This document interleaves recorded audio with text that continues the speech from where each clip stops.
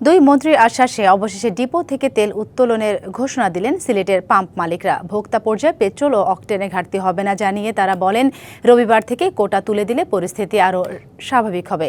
মন্ত্রীদের হস্তক্ষেপে কোটা 25 থেকে 15% কমিয়ে আনায় জনপ্রতিনিধিদের ধন্যবাদ ও কৃতজ্ঞতা জানান Bangladesh Petroleum Dealers, Distributors, Agents and Petrol Pump Owners Association Sylhet বিভাগের নেতারা।